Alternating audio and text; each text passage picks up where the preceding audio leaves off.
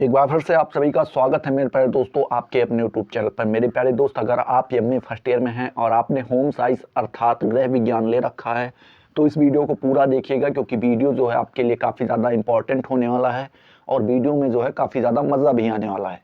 Video important इसलिए होने वाला है क्योंकि 2016 में प्रश्न पत्र जो चौथा प्रश्न पत्र आया था वो किस प्रकार से पूछा गया था, कौन कौन से प्रश्न हमको करने थे, ये सारी चीज़ों की जानकारी यहाँ पे आपको दी जाएंगी। ठीक है, तो पूरा वीडियो देखिएगा। 2016, 17, 18, 19, 20 तक के सारे प्रश्न पत्र इसी यूट्यूब चैनल पे करवाए जाएंगे।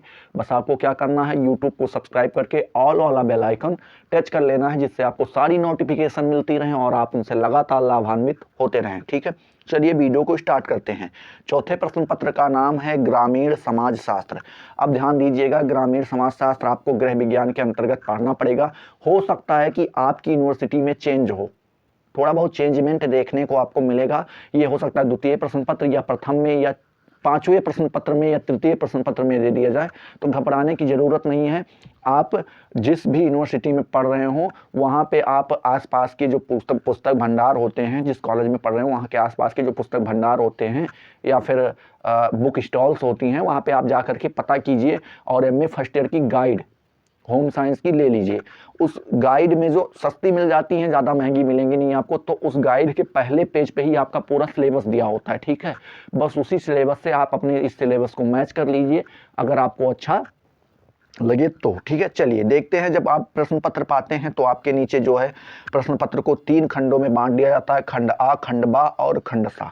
खंड आ का मतलब होता है अति लघु उत्तरीय प्रश्न, खंड बा का मतलब होता है लघु उत्तरीय प्रश्न और खंड सा का मतलब होता है दीर्घ उत्तरीय प्रश्न। ठीक है, चलिए तो खंड आप आ देखते हैं हम लोग। तो खंड आ जैसे आप खोलेंगे तैसे ही यहाँ पे क्या नीचे नोट करके कुछ दे दिया जाता है और कह रहा है सभी प्रश्नों के उत्तर दीजिए, मतलब आपको एक भी प्रश्न छोड़ने नहीं है। फिर कह रहा है प्रत्येक प्रश्न का उत्तर लगभग 50 शब्दों में हो। लगभग का मतलब हो कि लगभग का मतलब ये हुआ कि आप 45 भी कर सकते हैं और 55 भी कर सकते हैं। सभी प्रश्नों के अंक समान है, मतलब जितना आपको इस पे मिलेगा उतना इस पे सब पे समान ही अंक आपको मिलने वाले हैं। चलिए पहला प्रश्न जो है, पहले प्रश्न का पहला प्रश्न कह रहा है ग्रामीण समाज शास्त्र को स्पष्ट कीजिए। क्या है ग्रामीण समाज शास्त्र? ठीक है, अगला प्रश्न कह रहा है ग्रामीण समाज शास्त्र के क्षेत्र से आप क्या समझती हैं। ठीक है, समझती हैं। अब होम साइंस लड़कियां ही तो लेंगी, बॉयज तो लेंगे नहीं, तो अगर लड़कियां ले रही तो यहाँ पर समझती हैं, तो इसलिए थोड़ा बहुत अपने हिसाब से देख लीजिएगा। ठीक है, भावनाओं को समझिए, शब्दों को छोड़िए। चलिए देखते हैं। अगला प्रश्न कह रहा है समुदाय क्या है, ग्रामीण संस्थाएं क्या हैं, संयुक्त परिवार के अर्थ को स्पष्ट कीजिए। संयुक्त परिवार का अर्थ, अब जैसे आपके आसपास कहीं पे देखने को मिलता होगा कि एक बड़ा सा परिवार होगा जिसमें 18 से 20 लोग रहते होंगे। ठीक है, उसमें कई परिवार होते हैं, एक भाई का अलग परिवार, एक भाई का, लेकिन रहते सभी लोग साथ में। तो जब कई परिवारों को मिला के एक परिवार बना जाता है तो उसे कहते हैं संयुक्त परिवार। तो ये सारी चीजें आपको बतानी रहती हैं। ठीक है, अगला प्रश्न आपसे कह रहा है ग्रामीण समाज, एक मिनट, कह रहा है ग्रामीण समाज का आर्थिक आधार क्या है। ठीक है, ग्रामीण समाज का आर्थिक आधार क्या होता है? कृषि होता है, पशुपालन होता है, यही सारे काम होता है। ठीक है, तो ये आपको बताना रहेगा।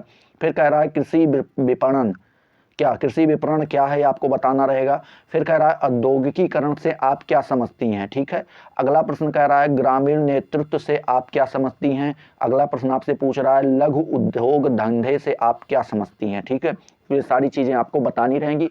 जब आपके अति लघु उत्तरीय के 10 प्रश्न पूर्ण हो जाते हैं तो वहां पे आपको लघु उत्तरीय प्रश्न अर्थात खंड बा दे दिया जाता है और उसके नीचे भी नोट करके कुछ लिख दिया जाता है। ठीक है, एक मिनट, अरे भाई ओजा, चलो यहाँ पे कुछ दे दिया जाता है, नोट करके देखो क्या कह रहा है, सभी प्रश्नों के उत्तर दीजिए। मतलब यहाँ पे भी आपको एक भी प्रश्न छोड़ने नहीं है और कह रहा है प्रत्येक प्रश्न के उत्तर लगभग 200 शब्दों में होने चाहिए और सभी सब प्रश्नों के लिए आपको अंक समान दिए जाएंगे। पहला प्रश्न यानी दूसरा प्रश्न, सॉरी पहला तो हो चुका है, दूसरा प्रश्न ग्रामीण समाजशास्त्र की विशेषताओं का वर्णन कीजिए। ठीक है, 200 शब्दों में बताना है, मतलब 190 भी आप कर सकती हैं क्योंकि आगे लगभग लगा दिया गया है, और आप 210 भी कर सकती हैं। ठीक है, लेकिन आपको ध्यान रखना है कि 210, 220 या 230 तक आपको लिखने रहेंगे। ठीक है, चलिए मान लीजिए वो आपको प्रश्न आता है तो कीजिए नहीं, अथवा करके एक प्रश्न और दे दिया जाता है कि ग्रामीण गुटबंदी से आप क्या समझती हैं। ठीक है, इसके प्रमुख कारणों की विवेचना कीजिए, ये आपको बताना रहेगा।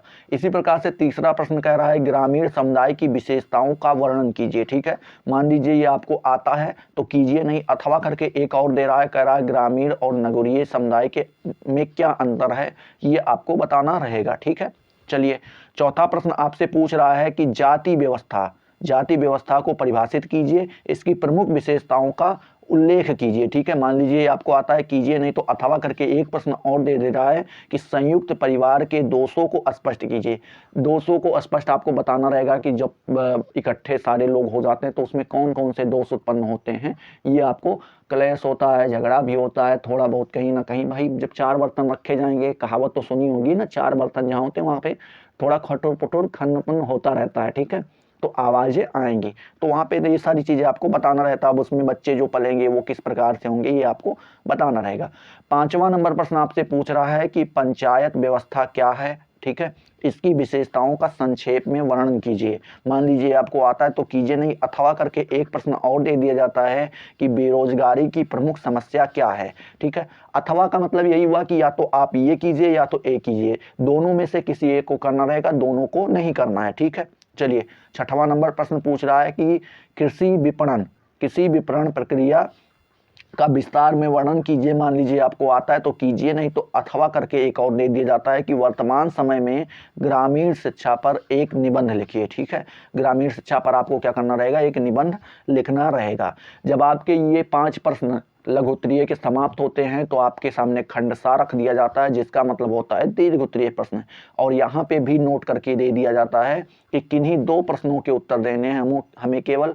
ठीक है, और प्रत्येक प्रश्न का उत्तर लगभग 500 शब्दों में हो। ठीक है, चलिए कोई बात नहीं, 500 शब्द का मतलब आपको समझ में आ रहा होगा, लगभग लगा दिया है, यानी 490 और 510 भी हो सकता है, लेकिन आपको ध्यान में रखना है 510, 520 और 530 करके ही आना है। ठीक है, 7वां नंबर प्रश्न आपसे कह रहा है कि ग्रामीण समाजशास्त्र की परिभाषा देते हुए इसके विषय, क्षेत्र और विशेषताओं का वर्णन कीजिए। ठीक है, मान लीजिए आता है तो कीजिए, 2 ही करने हैं आपको। ठीक है, अगला प्रश्न 8वां नंबर कह रहा है कि ग्रामीण नेतृत्व से आप क्या समझते हैं, नेताओं के कार्यों एवं प्रकारों का वर्णन कीजिए। ठीक है, चलिए अगला प्रश्न आपसे कह रहा है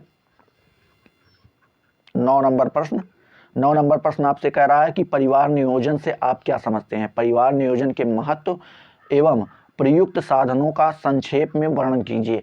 अब 10वां नंबर प्रश्न इसी प्रकार से आपसे पूछ रहा है कि ग्रामीण अर्थव्यवस्था क्या है। ठीक है, ग्रामीण औद्योगिकीकरण का विस्तार में वर्णन कीजिए। ठीक है, अगला प्रश्न आपसे लास्ट नंबर आखिरी नंबर प्रश्न 11 पूछ रहा है कि निम्नलिखित की व्याख्या कीजिए।